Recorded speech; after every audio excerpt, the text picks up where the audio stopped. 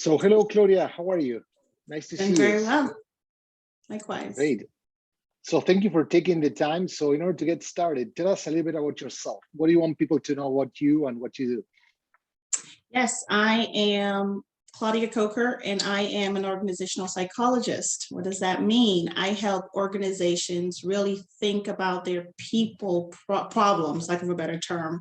We are very strategic in how we make sure the workforce environment is conducive for the people. So we do work such as workforce planning, human capital, talent management, succession planning, culture, and some data and survey on the back end. So what I enjoy doing the most is the people side of things, in which we are really ensuring that the workforce is conducive to a more emotional, psychological, safe environment so people can do their best jobs in what they do every day and can perform at their highest level. Cool. So I assume, but more than assume, I know that you do a lot of work with different teams and you facilitate lots of workshops and sessions. So what's your facilitation superpower? What makes Claudia's style unique? Well, the good news of my style, I believe my superpower is human-centric. I'm people-centered in my approach. So I get a lot of energy from the people in the group, saying I can read the temperature of the room. So I believe that.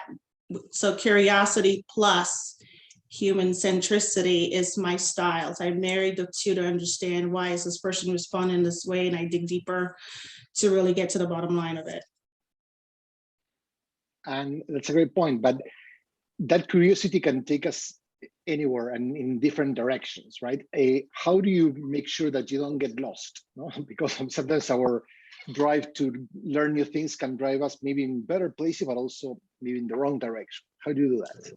I like that a lot because so it's interesting. I just had a session, and one of the things that we always try to underpin is what is the goal for the session? So that tends to be my gauge to ensure that even though we're going down a rabbit hole through curiosity, I'm always reminded having the background to say today, this session is about ensuring XYZ happens. So that's for me, one of the ways in which I make sure we do that. And with culture specifically, really put in some pillars around the canvas also helps me focus my curiosity. Cool. And how do you prevent, when you start with sometimes like a goal or an objective for a workshop, sometimes we might become a hostage of a desired outcome versus letting the conversation go into the right direction. So how can we shift from not being taken hostage by goals, but maybe focus more into the terms of what's the impact that we're trying to create with that conversation?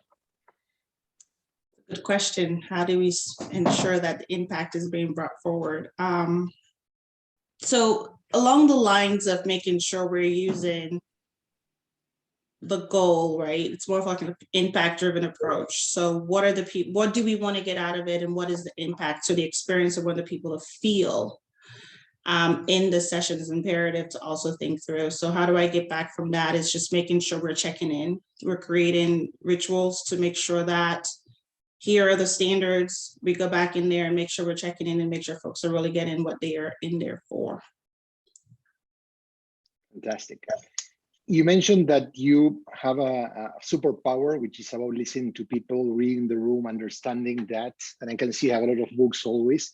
Like, what's the biggest obstacle when it comes to dealing with groups? Because we always find, simplifying, of course, we have people that are moving faster.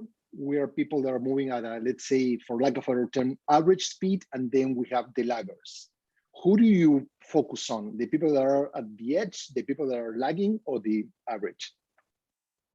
A little bit of both. So those who are ahead tend to set the pace of the conversation. The laggers tend to come across as confused. So I do lean in a little bit more to check in, like how are things going, what's happening for you? And those who are the average tend to hold the momentum of the group. So try to balance it. So to start again, to say really set in the temperature when we start to say we want to make room for all of our personality types, the introverts as well as the extroverts, making sure we are all sharing and being able to call upon those that I feel are lagging to kind of give us their insights as to what's happening in the room at that time. So I guess that requires juggling a lot of balls, right? Yes, it does. Yes, it does. No, Yes, it no one does. said your job was easy, right? Dealing Right. with people, yeah. So one thing that's important, I'm not going to ask you to share your secret sauce, of course, but do you have any secret or any learning or insight that you want to share with colleagues? I mean, you know that in our community, we're all like working on the same, trying to change the workplace for better. Is there any particular thing that you learned and say, well, I'm going to share this for you today, like an exclusive Claudia's secret? Well, it's a little bit of my secret, but I think I borrowed it from being around you.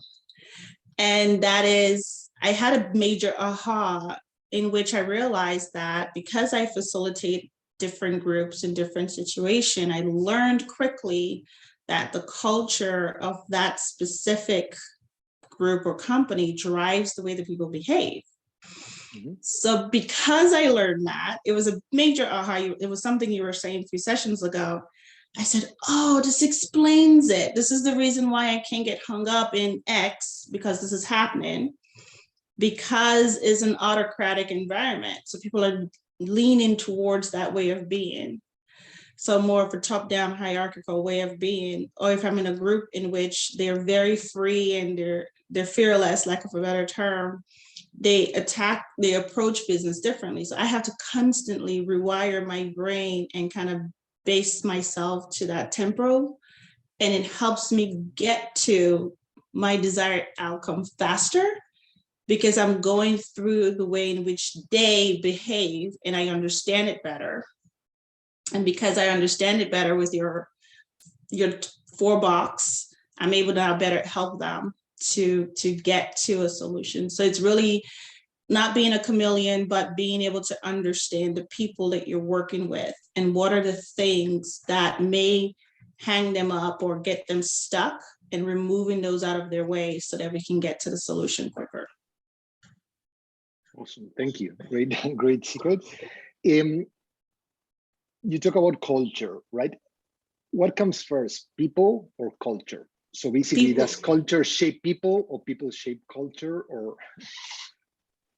I would love to say people shape culture, but I really believe culture shapes people.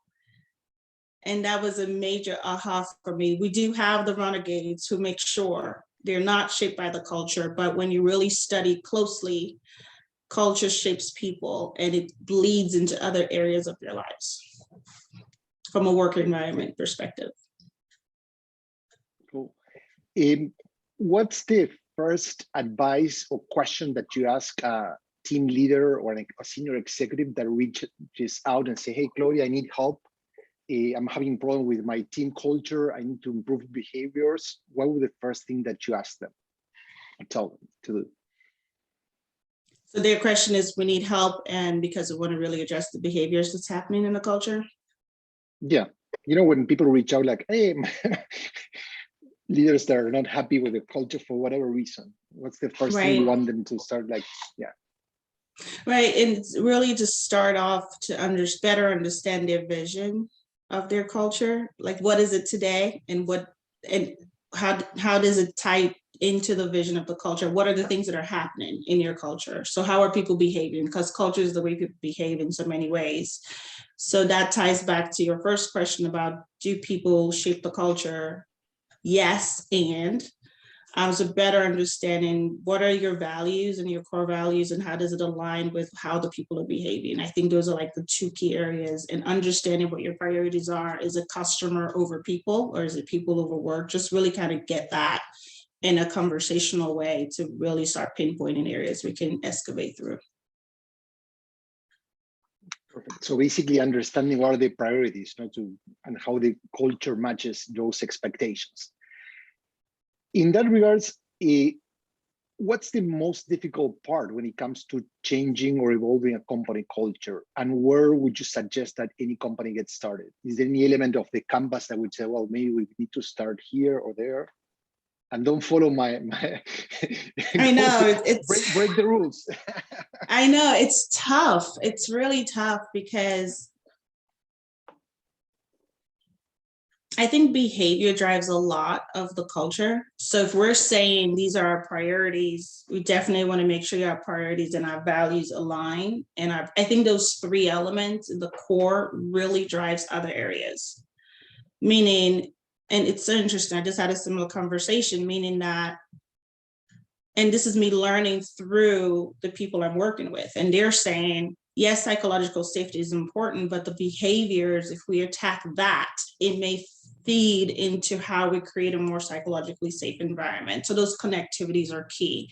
So first, talking to them about understanding what are your priorities, what are your core values, and what matters to you, and how are people behaving. And based on those three, we can definitely touch on the other outer layers of the canvas. Fantastic. So I really appreciate your time and all the great insights and nuggets that you shared. And we can continue the conversation, but I want to make sure that people already have a great understanding of who you are, what you bring to the table, and your approach, and they can reach out to you and continue the conversation with you directly. Okay. Absolutely. So thank you so much, and let's stay in touch. Bye-bye. Thanks for having me. Appreciate it, Gustavo. Bye.